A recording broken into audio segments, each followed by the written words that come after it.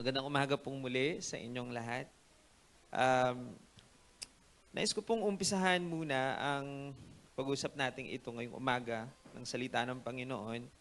Nais ko lang ipaalala po sa atin kung ano po ang mensahe sa atin ng Panginoon last Sunday. Sa lahat po ng mga nandito, last Sunday, through Pastor Henny, na pag-usapan natin, we have talked about ayin, which is the Hebrew word for eyes o mata. We have also talked about how important it is, gaano kahalaga, na kailangan ng ating mga mata ay nakatuon sa Panginoon. We need to fix our eyes on Jesus. Nakasulat po yan sa salita ng Panginoon. This morning po, while I am praying for the message of the Lord for us this morning, I felt that the Lord wants to teach us more about this topic. Konting ano lang po, plansya lang ng konti pa about how important it is ng atin pong mga mata ay nakatuon sa Panginoon. Now, we are not talking about physical eyes here. We are talking about yung eyes ng atin pong spirit. The Bible tells us na we live by faith and not by sight. Nabubuhay tayo hindi lang po base sa nakikita ng physical na mata, pero nabubuhay tayo sa pananampalataya. Parang kinukumpara po yung sight sa faith because faith has also sight. Parang may mata din tayo sa pananampalataya at tinatawag nating matang spiritual. Kaya this morning po, let us open our hearts and our minds so kung ano po ang nais pong sabihin ng Panginoon sa atin. The title of the message, simple lang po, ginawa ko na pong straight to the point. Saan? Yan. This is the title po. Ito lang po yung pag-uusapan natin. By the way, I will try my best na magiging mabilis lang po ito. Let's ask wisdom from the Lord para maintindihan natin. So the title of our message from the Lord this morning is Fixing Our Eyes on Jesus. A closer look at Hebrews 12 verse 2. Kasi yun po ang talata na nagsasabing we should fix our eyes on Jesus. No po? So isa lang pong talata ang iikutan po natin ngayong pong umaga, and it is in Hebrews chapter 12 verse 2. Alam ko po na memorize na yan ng iba. Ilang beses na nating napakinggan yan at ilang beses na rin na naipangaral po yan dito po sa church natin. But let's just revisit it again. Hebrews 12 verse 2. Basahin ko lang po na mabilisan. Sabi po ng salita ng Panginoon, by the way, this is in NIV, fixing our eyes on Jesus, the pioneer and perfecter of our faith. Sa ibang translation, let's fix our eyes on Jesus, the author and finisher of our faith. Tapos po, yun po yung laging kinokote. Yun ang laging memorize siguro ng marami. Pero alam po ba ninyong first part lang yun ng verse 2? Ito po yung unang bahagi lang. Kasi po mayroon pa siyang pangalawang hati. Okay? That's just the first sentence. Kasi po kung babasahin natin ang buong verse 2, may idinagdag ang Bible po doon. This is still on the same verse. After po sabihin ng Bible na fixing our eyes on Jesus, the pioneer and perfecter of our faith, for the joy set before Him, He endured the cross, scorning its shame, and sat down at the right hand of the throne of God. This is the whole verse. No po?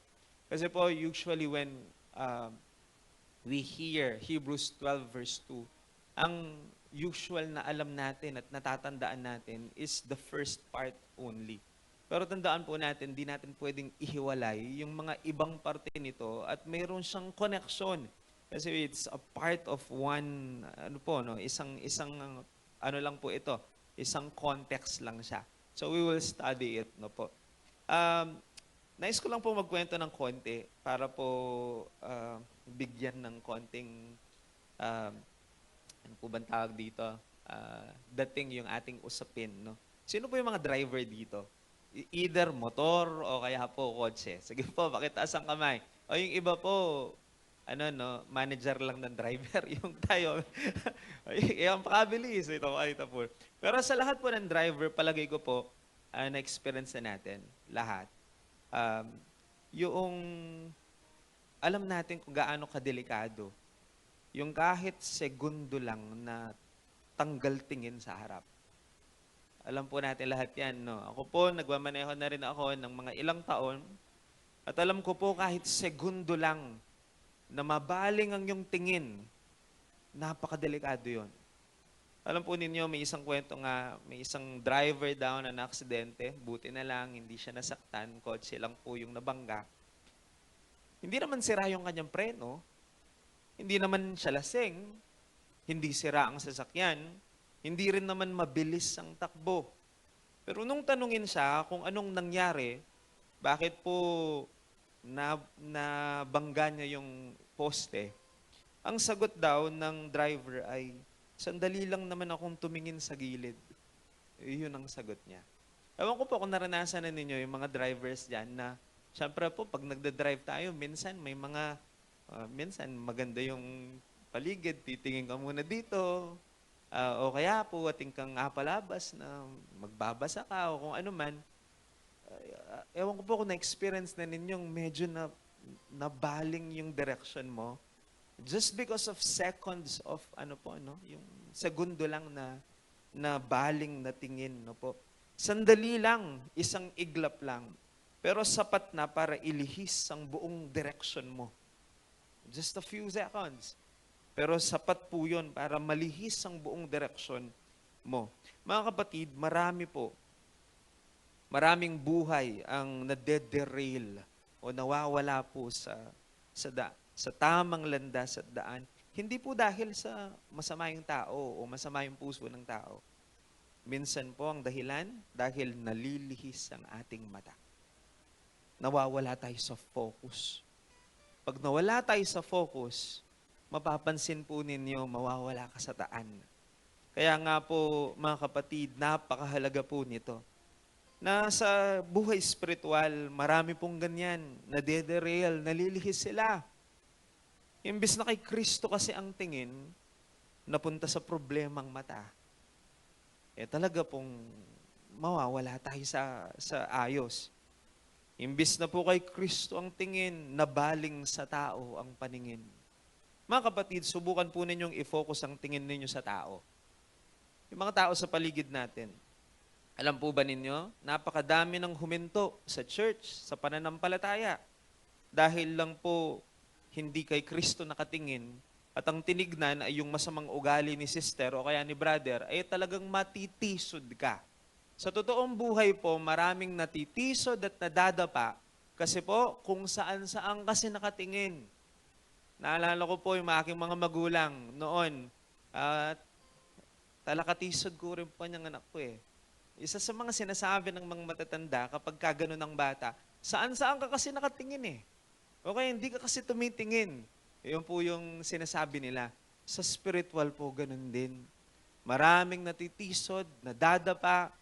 Hindi naman dahil talaga sa mahina o kung ano man, pero kadalasan po, ang isa sa pangunahing dahilan, kung saan-saan kasi nakatingin. No po? Totoo po talaga yan. Madaming natitisod at nadarapa kasi po kung saan-saan tayo tumitingin. Kaya pakisabi po sa katabi natin, sa Panginoon lang ang tingin. Hindi po sa katabi, hindi sa mga tao sa paligid. Mga kapatid, kahit po sa amin mga pastor, hindi sa amin ang tingin. Sa Diyos ang tingin. Maraming kakulangan ng mga tao, kahit po kami, hindi kami perpekto. Kung tayong magtitinginan lang, talaga pong matitisod tayo. Di tayo makakarating sa paroroonan. Kay Kristo lang dapat ang tingin. At dito po ngayon papasok ang salita ng Panginoon sa atin. Yan ang mismong sinasabi ng salita ng Diyos. Mga kapatid, mahal po tayo ng Panginoon. Kaya pinaaalalahanan niya tayo na sa Kanya lamang dapat ituon ng atin pong mga mata at huwag kung saan-saan kasi ayaw po niyang tayo po ay mapahamak. Mga kapatid, if you will be reading Hebrews chapter 12, unang part pa lang, utos na po yun ng Panginoon. Ang nais ng Panginoon, ang mata natin, fix daw sa Kanya. Sa akin lang ang tingin. Yun ang sinasabi ng Panginoon sa atin ngayong umagang ito.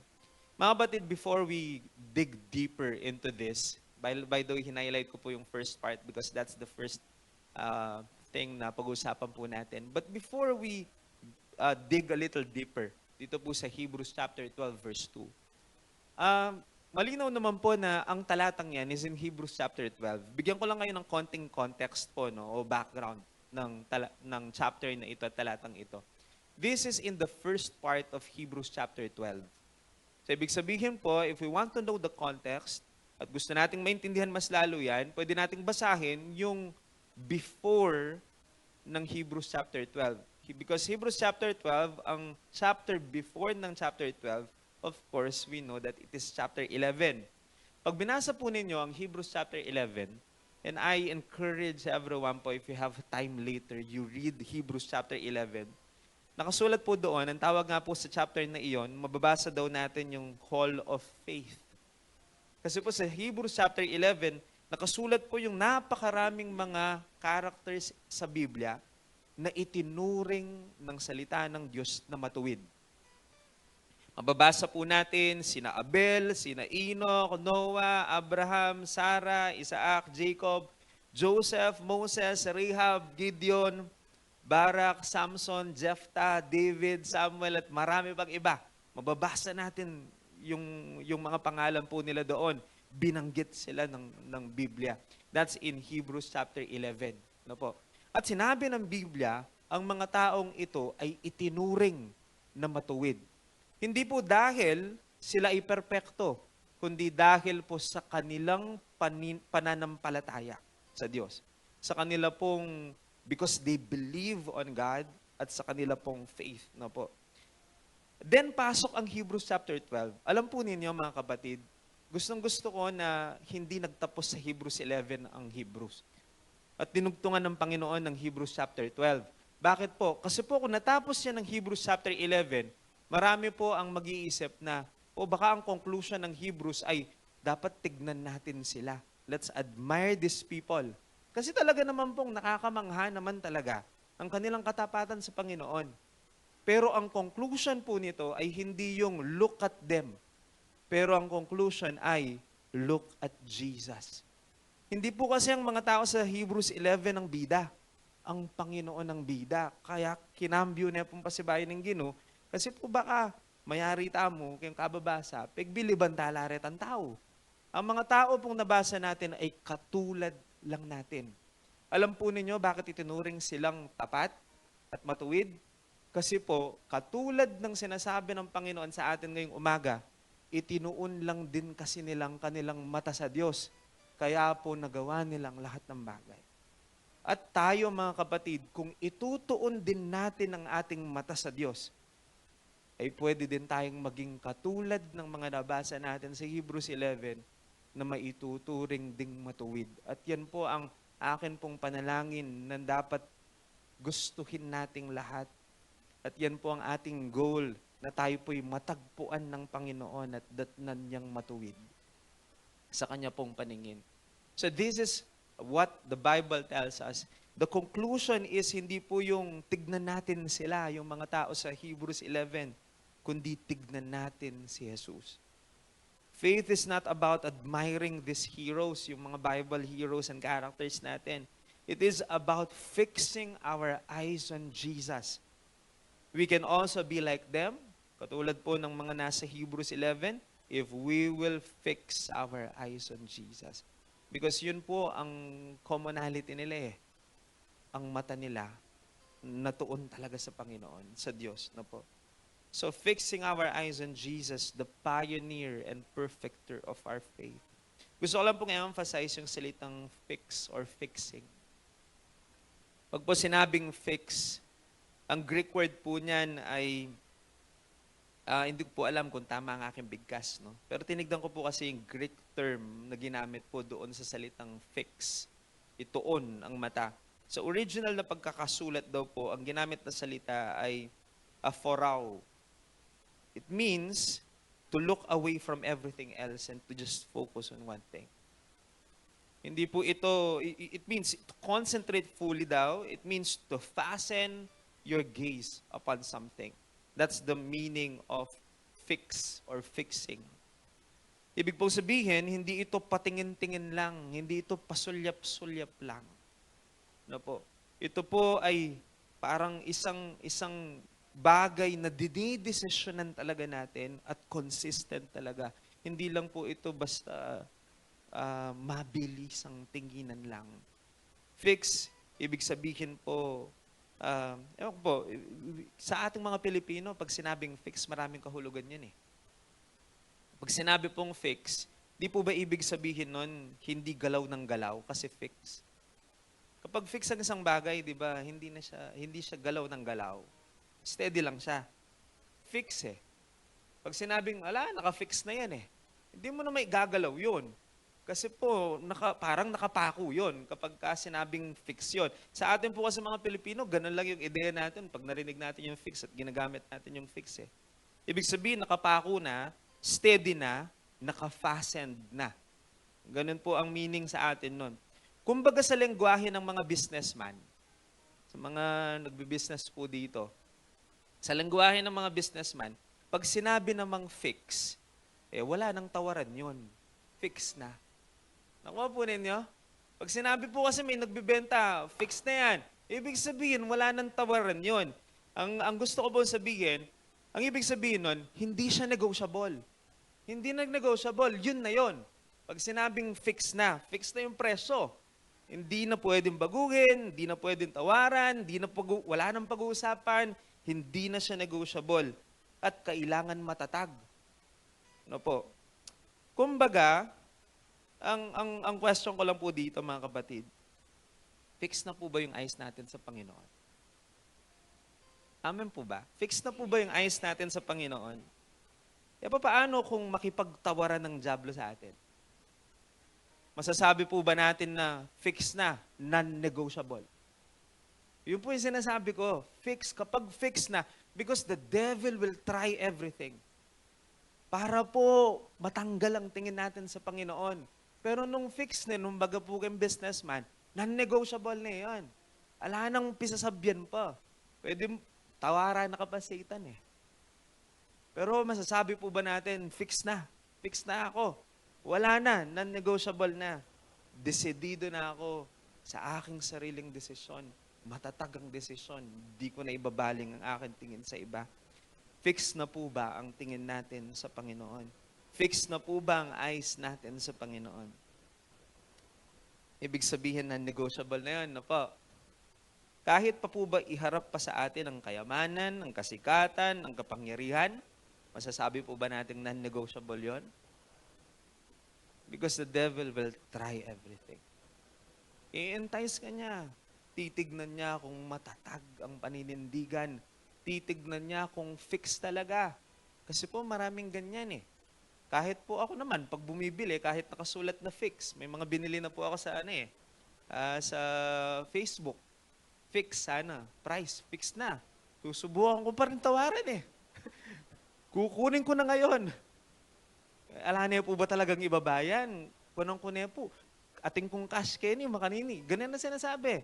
Ikaw naman, kung mahina-hina, bibigay no? Kung mahina-hina. Pero alam po ninyo mga kapatid, if we talk about fixing our eyes on Jesus, dapat po talaga matatagang paninindigan dyan. Kasi po, ihaharap sa'yo ng kaaway ang kayamanan, kasikatan, mga pleasures of this world. Ihaharap sa'yo, titignan kung talagang fix yan. Baka naman magpa-negotiate ka pa. Napakahirap po nun mga kapatid. Kaya pag sinabing fix talaga dapat dinesisyonan na talaga natin ito. At wala na pong negotiation pa dito. Wala nang but at saka if, wala nang ganoon. Tuldok na talaga, eto na talaga. Ang mata ko para sa Panginoon lang talaga. Yun po ang ibig sabihin po ng fix, mga kapatid. Yun yung fix na alam natin mga Pilipino. And I think it captures the essence of this particular verse. No po? It captures the essence of Hebrews 12 verse 2. Pero alam po ninyo, meron pang isang kahulugan ang fix.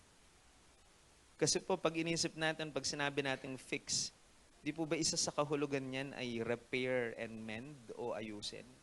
Yan ang ibig sabihin ng fix. Yung po kasing FIX, parang ayusin,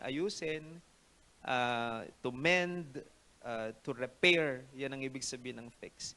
Mga kapatid, makinig po mabuti. Maraming mga tao, gusto naman talagang tignan ng Panginoon at i-focus ang mata sa Panginoon. I believe every Christian, gusto naman, pag tinanong mo, gusto ko namang talagang tignan ng Panginoon, to focus my eyes on Jesus. Pero maraming nahihirapan sa pag-fix ng eyes sa Panginoon. Marami po ang hirap. Gusto pero hirap. Alam po ninyo, baka may problema sa mata. Kasi kahit gusto mong i-focus ang mata mo sa isang bagay, kung may problema ang mata, mahihirapan ka talaga.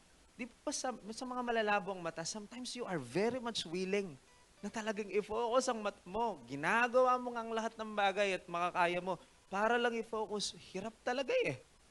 And spiritually po, maraming tao gusto naman talagang i-focus ang mata sa Panginoon.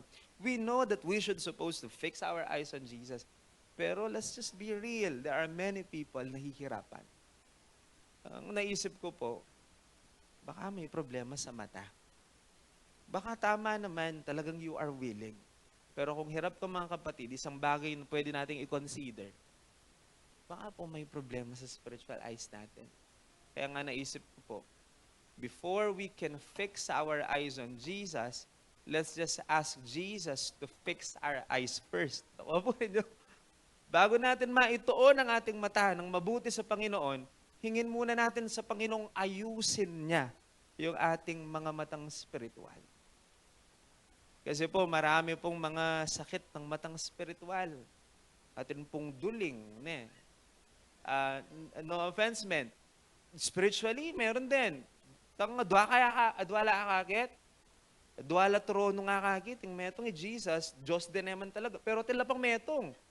Parang iba, may malabo ang tingin. Itang ani-aninag mo. Ang gusto natin, malinaw na matang spiritual. That's what we want. And that's what we ask sa Panginoon. Kaya po ngayong umaga, mga kapatid, ang dalangin ko ngayong umaga, pagalingin ng Panginoon ang mga spiritual na mata natin kung may problema man ito. Yung mga malabong mata sa pangalan ng Panginoong Jesus, ang panalangin ko po ngayong umaga, magsipagaling ang ating mga spiritual na paningin. Buksan ng Panginoon yung mga paningin nating spiritual. Na hindi yung mga bagay na nakikita lang ng physical na mata ang makita natin, kundi yung mga ginagawa ng Panginoon sa ating buhay. Na mabuksan ang ating mata sa Panginoon. That's what we need to ask and pray. No po. We need to have a clear vision of who God is. Kasi po kung malinaw lang ang ating mata, mga kapatid, yung mga tao po kasing patingin-tingin sa iba, palagay ko may problema sila sa matang spiritual. Palagay ko malabo ang kanilang paningin. Assessment ko lang yon. Kasi po may kwento nga, meron daw pong isang lalaki, napakaganda naman ng asawa. Pero tumingin pa rin sa iba. Ngayon, nung tinanong, bakit tumitingin pa rin sa iba kahit maganda yung asawa, hindi niya ma-explain kung bakit. Yung mga tao tuloy nagtanong na, tingata problema matay ni. Kasi pag tinignan mo naman yung ipinalit, talagang masasabi mong, atin yata ang problema mata. Totoo naman po yan. Sa spiritual, ganun din. Alam po rin nyo, kung patingin-tingin pa tayo sa iba, ang reason, baka malabo mata mo. Bakit? You don't know how beautiful our God is. If we can just appreciate how beautiful the Lord is, palagay ko po mga kapatid, hindi ka natitingin sa iba. Hindi mo lang talaga nakikita ang kagandahan ng Panginoon. Kaya tingin ka ng tingin sa iba. Kaya ang panalangin ko po, makita talaga natin kung sino ang Diyos sa ating buhay. Kasi if we will just appreciate who God is, and we can see who truly God is, hindi ka natitingin sa iba. Sinisigurado ko po yun, mga kapatid. Kasi po, mga kapatid, ang problema nga po, hindi natin minsan nakikita, yun talagang beauty of our Lord. The beauty of our Savior. Kung maayos lang ang ating mata, at makikita lang natin ang tunay na value ng Diyos at tunay na halaga ng Diyos, hindi ka natitingin sa iba. Naalala ko nga po yung sinasabi ng marami dati. Marami daw po pinagpapalit ang diamantes sa puwit ng baso. Alam po ninyo yan? Kasi maraming mga tao hindi marunong tumingin ng value. And most of the time, many people, hindi nila alam kung ano ang mas valuable sa hindi. Hindi ko mo kumikinang mas valuable yun.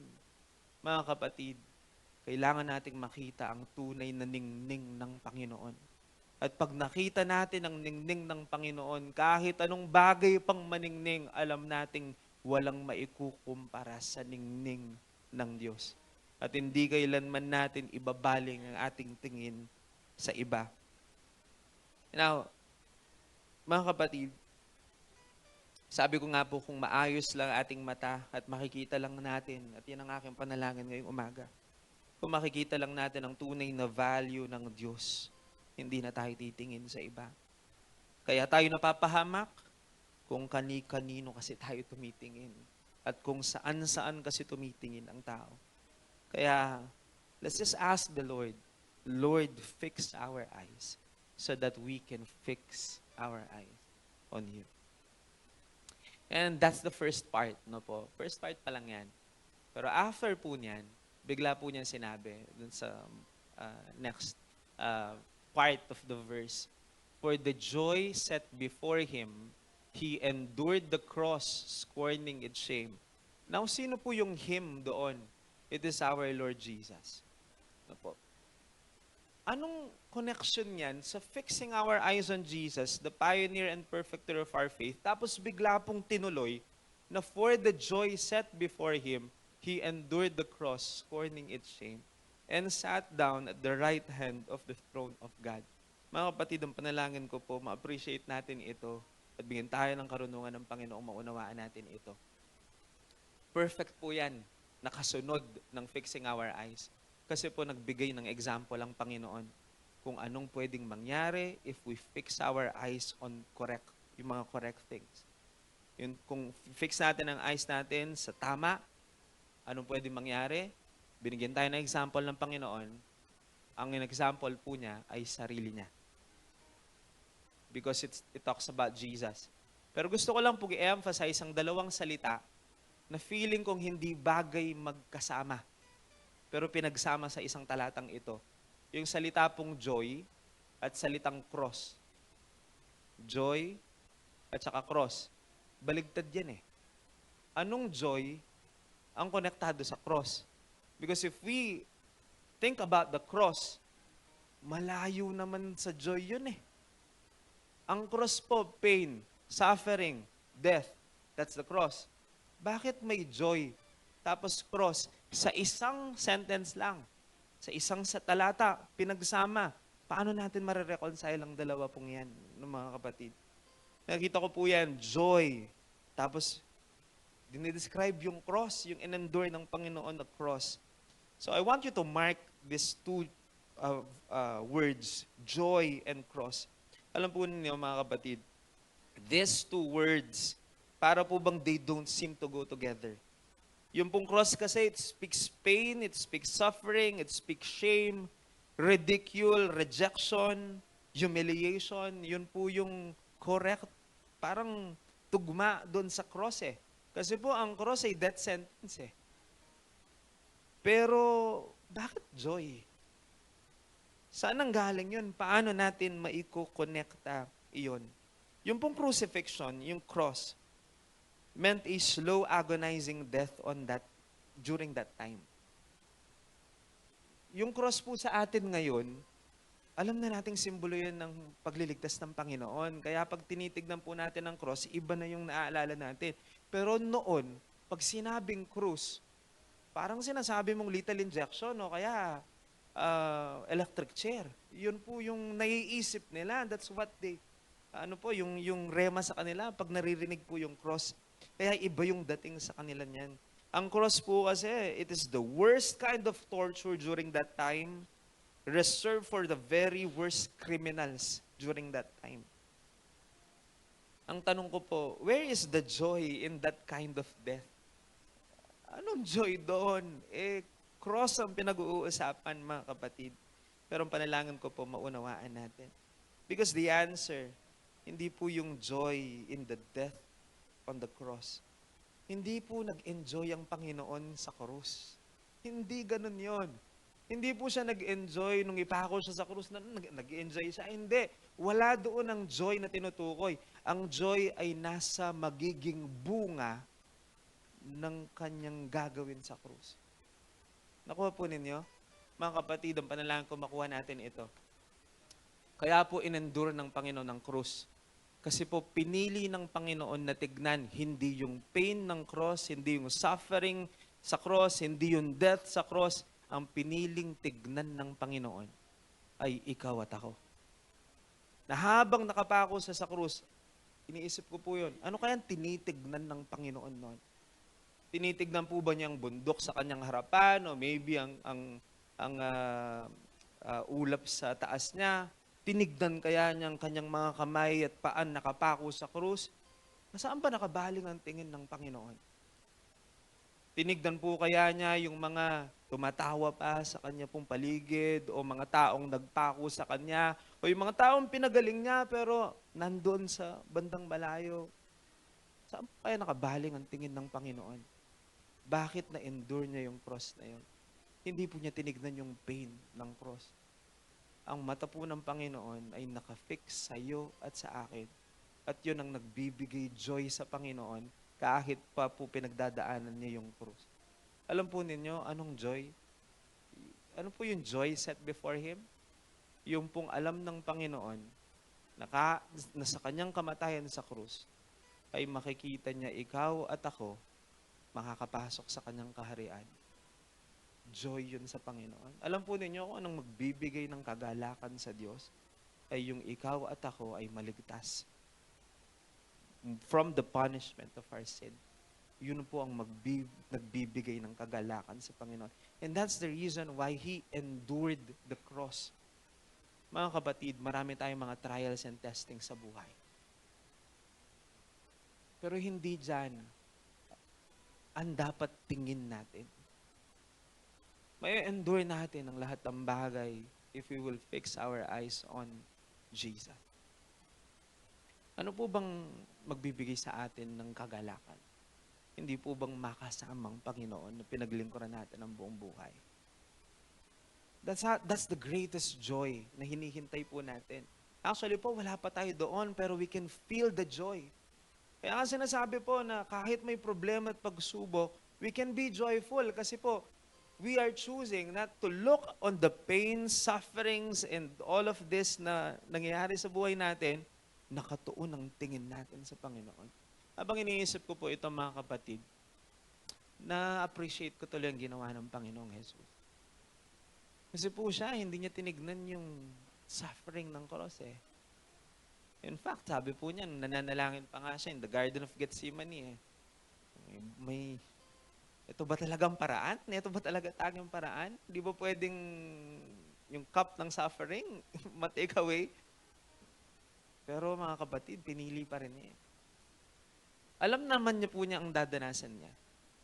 Pero dahil po ang mata ng Panginoon, ako po ang sa aking puso, habang nakapako ang Panginoon, nakikita na niya tayo. Nakikita niya ikaw at ako. I'm not talking about the physical eyes, of course. Pero nakafocus ang mata niya sa atin na kanyang tutubusin. Kaya kahit anong hirap, ang pagdadaanan niya at pinagdaanan niya sa krus, ang sabi ng Bible, He endured the cross and scorning its shame. At nagtagumpay po siya. At siya ngayon ay nakaupo sa kanang kamay sa trono ng Diyos. Mga kapatid, ano ba naman? Natignan din natin siya. Alam po ba ninyo, hindi naman nawala ang tingin ng Panginoon sa atin. Ang Panginoon po, magmula pa noon, ipinanganak tayo, nakatingin na siya sa atin. And He wants us to also look unto Him. Ang tawag po doon, eye-to-eye contact.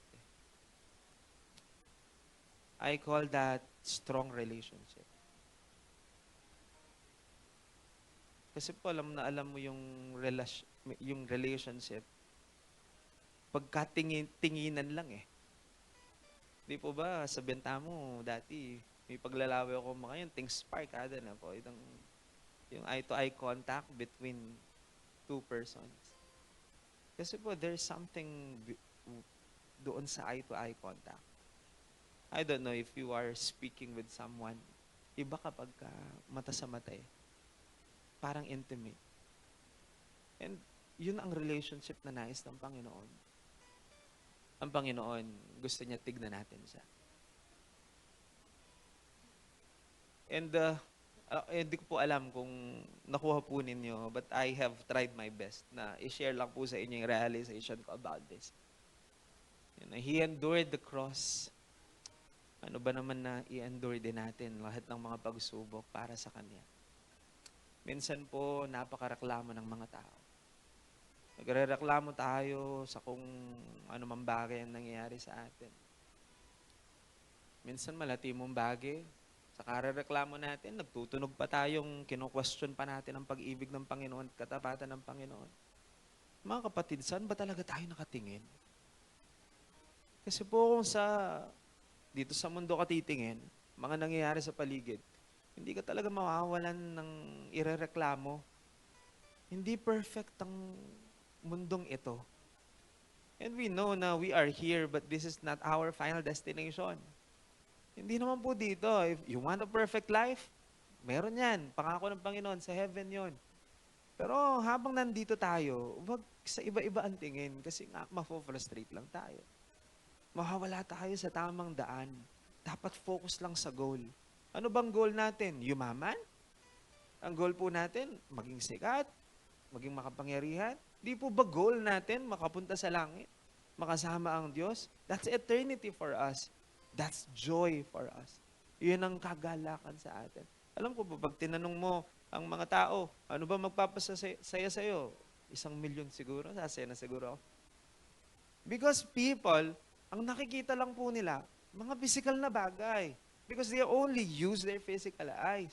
Pero mga kapatid, sa ating mga anak ng Panginoon, hindi natin may kukumpara ang kagalakan sa ating puso na alam natin isang araw ay tayo'y mabubuhay ng panghabang panahon sa kaharian po ng Diyos, kapiling ang ating Diyos. At siyempre po, lahat ng mga nauna na sa ating mahal natin sa buhay na nandoon. Palagay ko po, yung pinakamasayang araw mo na alam dito sa lupa, hindi mo may kukumpara sa sayang mararamdaman natin sa langit. So, sa Lord lang ang tingin. Huwag po sa iba. Hindi po sa amin, hindi. Marakal ko, akit kaya kami. Matsura, automatisod ko po. Po keng siping mo, keng kai, marami tayong mga kakulangan. Pine-perfect pa tayo ng Panginoon. Inaayos tayong lahat ng Panginoon. Kaya nga po, sa Diyos lang talaga ang tingin. Kasi po kapag ang focus sa Panginoon, hindi ka matitisod. We have a perfect God eh. Kaya po mga kapatid, ito pa mensahe ng Panginoon sa atin. Let's just fix our eyes on Him. Walang negotiation, no po. Hindi na dapat papalit-palit ng desisyon. Dapat pag nagdesisyon ka, Panginoon, sa iyo lang ang aking tingin. Talaga pong totoo, dapat hindi na ibabaling pa ang tingin natin sa iba. Kasi po pag pumabaling-baling tayo, ang tawag ng Bible doon, spiritual adultery. Di po ba sa dalawang mag-asawa, nangako tayo mga lalaki, hindi na tayo titingin sa iba? Ang relationship sa Panginoon, may pangako din ganon. Dapat may commitment na ganon. Sa Diyos lang dapat ang tingin at hindi tayo titingin sa iba. Ang tawag doon, loyalty sa atin pong Panginoon. Tayo pong lahat ay manalangin. Let's all pray. Thank you, Lord. Thank you, Jesus. Panginoon, maraming salamat po sa inyong mga salita. Salamat po sa pagtuturan niyo sa amin, pagpapaalala niyo sa amin, Panginoon, ng mga salita po ninyo na marapat na ituon lamang namin ang aming paningin sa inyo, O Diyos. Salamat po dahil alam po namin naririto ka. At ito po, Panginoong salita po ninyo, ang nais pong marinig namin at malaman po namin. Ang panalangin ko, Panginoon, tumimo sa puso po ng bawat isa sa amin ang iyong mga salita. Huwag naming kalilimutan ang iyong paalala sa amin na ituon lamang namin sa inyo ang aming paningin. Ang panalangin po namin, Panginoon, pagalingin ninyo ang aming mga mata kung may problema man ang aming matang spiritual. Palinawin ninyo ang aming mga mata. Ang bawat isa po sa amin ay nagnanais na ituon ang aming mga paningin sa inyo. We thank you, Lord, at alam po namin na patuloy kang mangungusap sa pagpapatuloy po ng gawain po namin ito. Ikaw po, Panginoon, ay kumilos ng malaya sa aming